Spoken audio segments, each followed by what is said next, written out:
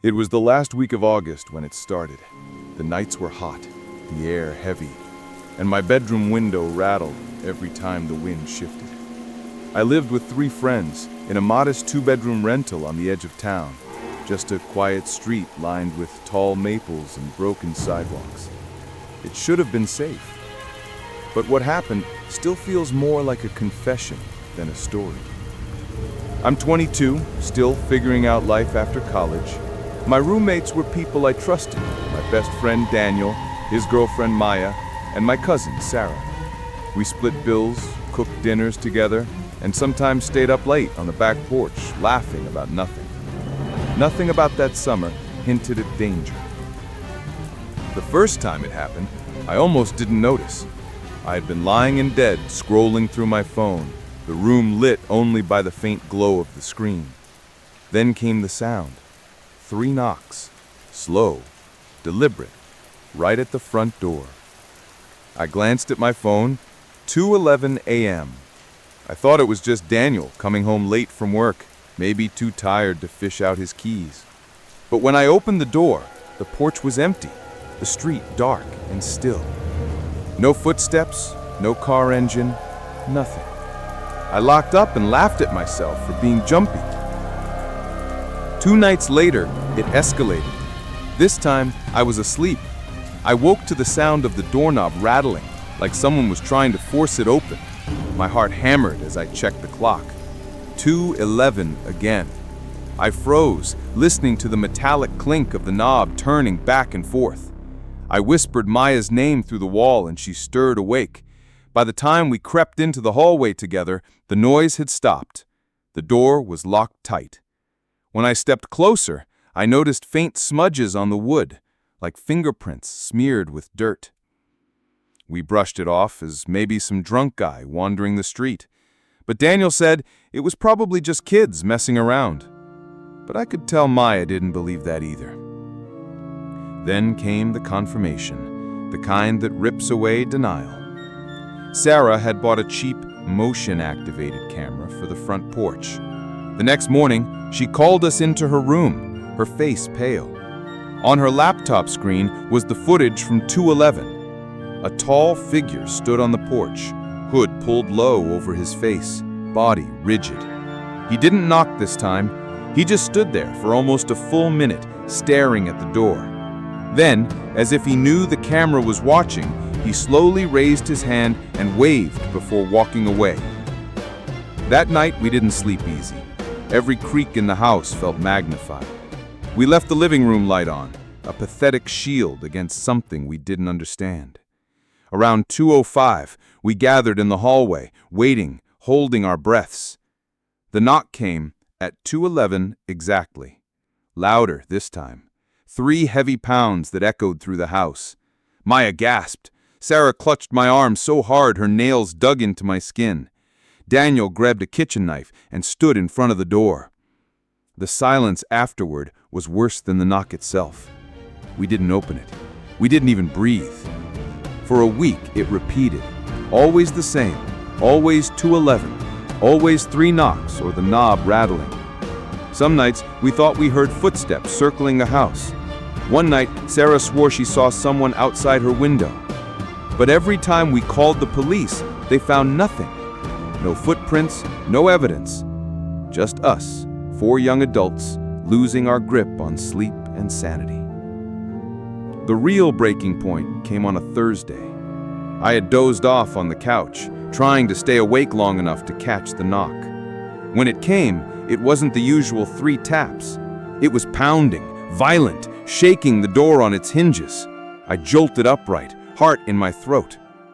Then suddenly, silence. That's when the back door opened. The creak of its rusty hinge cut through the silence like a scream. Sarah shrieked from the hallway. Daniel sprinted toward the kitchen, knife in hand. Maya dragged me up from the couch. We all converged in the dim glow of the kitchen light, staring at the back door. It hung open 2 inches. The night air drifted in, carrying the smell of wet earth.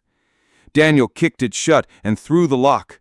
He checked every room, every closet, under every bed. Nothing. No one. but we knew he had been inside. We barely slept that night, all of us huddled together in the living room. Every small sound made us jump. Around dawn, I finally drifted off, only to wake an hour later to the faint sound of whispering outside the window. Just a single phrase, repeated in a low, rasping voice. "Open the door. Open the door. Open the door." I froze, too terrified to move, until the whispering stopped. When I finally looked outside, the street was empty. The days after blurred together. We taped the windows, stacked chairs against the doors, and tried to stay awake past 2 a.m. But it kept happening. Sometimes just the knock, sometimes a shadow passing by the blinds.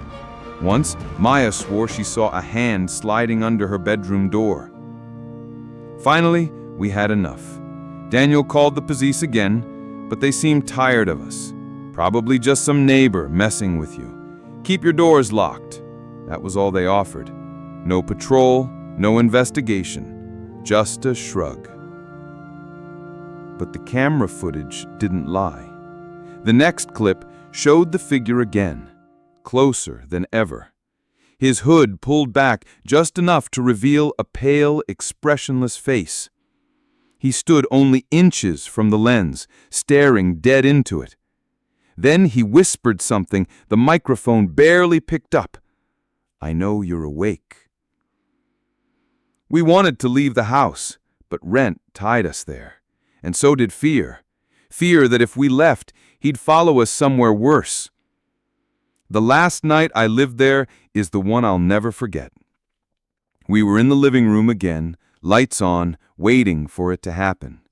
At exactly 2:11, the knock came. Louder, longer. Then came the sound of glass shattering from the back of the house. We scrambled. Daniel ran toward the kitchen. Sarah pulled Maya toward the hallway. I froze, hearing footsteps inside the house this time. Heavy, deliberate, closer and closer. Then, bang! A door slammed down the hall. Sarah shrieked. I turned just in time to see a shadow dart across the hallway. Fast, impossibly fast. We fled out the front door barefoot, not even looking back.